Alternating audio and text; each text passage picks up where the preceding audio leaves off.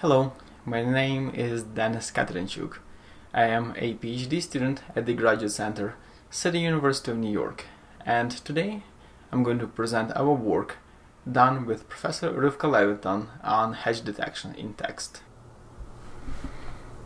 So in this paper that you should probably read, we work on improving our current results for hedge detection. So what are the hedges? Hedges are linguistic devices that are used to mitigate degree of certainty in a statement. For example, let's say a doctor says to a patient, "I think you need surgery immediately." However, if we pay closer attention, the phrase "I think" should signify that the person is not 100% sure in the diagnosis. In general, hedge phrases are expressed through modal verbs such as could, might, peacock expressions such as very likely, everyone, I think, and weasel words, some believe, clearly, everyone, etc.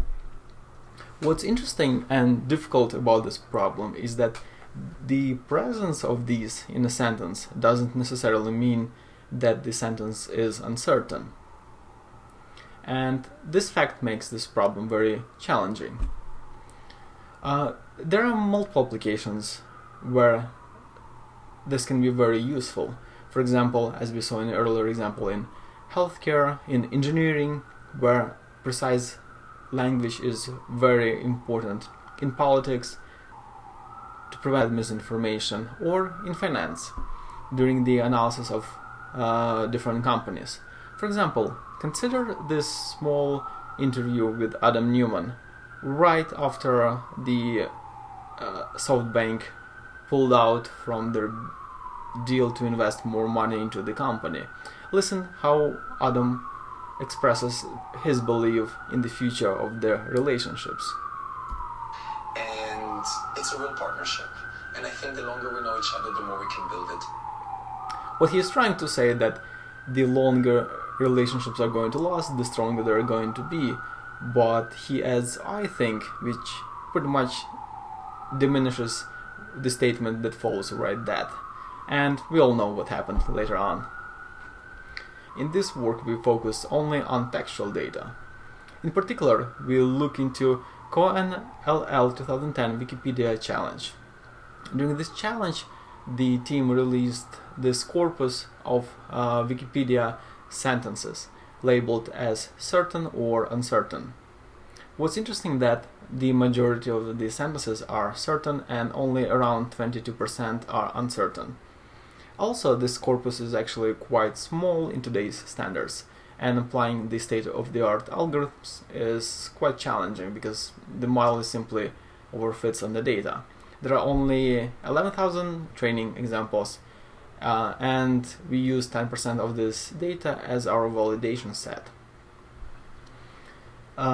So the first step that is done during any research is to look what has been done in this domain. Since the challenge has been around for over 10 years, there have been a few interesting papers. The early work would mostly focus on shallow linguistic features such as bag of words and part-of-speech tags, different variations of n-grams, to emphasize and trying to capture the context where the words that represent hedges can appear.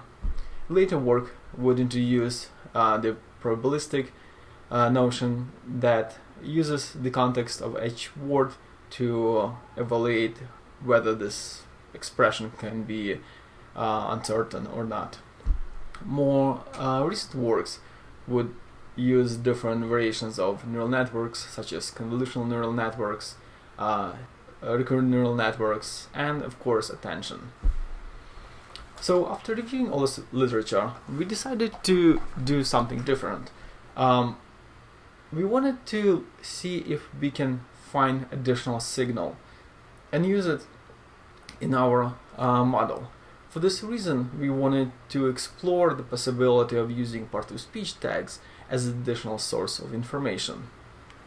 So to start, we look at various word embeddings.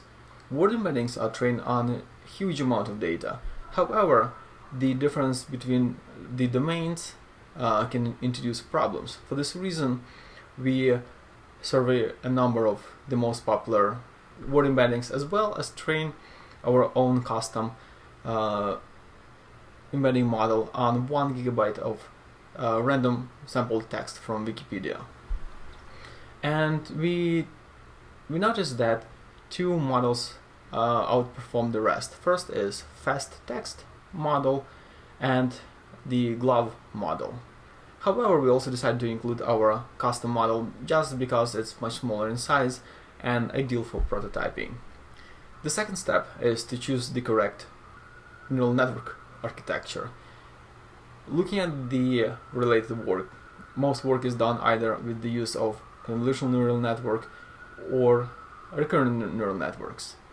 That's why we create a simple two-layer network architecture that is based on CNN's GRU LSTMs and their variants with attention layer on top of it. We find that GRU and LSTM based models tend to outperform CNN. It was the case in the previous work. However, we didn't spend much time tuning this architecture, so we decided to have our focus on the networks that work the best. So at this point, we chosen 4 architectures, GRU, LSTM, and the variants with attention layer. And the third step is to see whether our hypothesis that part-of-speech tags can introduce additional information. So we again train a simple 2-layer LSTM and GRU networks and their variants with attention only on part-of-speech tags. So here you can see an example of a typical input sentence. We can see that the results not that great, and at first we were kind of disappointed. However, we wanted to test whether the top performing model, in this case LSTM with attention, can have predictive power on the real test data. First of all, there is huge discrepancy between our development set and the test set. And second of all, we were surprised by how well it performs. And we do see the potential to use part-of-speech tags in other problems as well. So the question becomes, how do we leverage this information? We came up with 2 approaches. First is to combine part-of-speech tags representations with word representations in a single vector, and this vector is used as an input to our model. The second approach is to actually train a joint model where one part of the network is focused on words, the other part of the network is focused on part-of-speech tags, and only the last latent space is joined together to represent a single vector from 2 different architectures. So the next step is to see how it performs. And from this graph, we can see that it does improve the performance.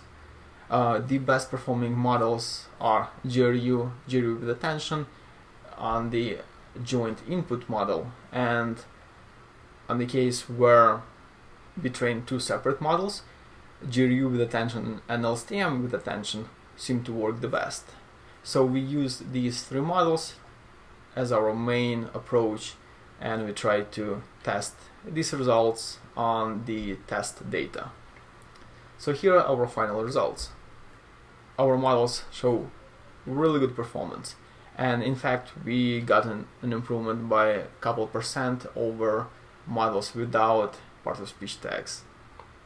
But what was very interesting and surprising is that since we trained all these different models, we wanted to see how they perform on our test data.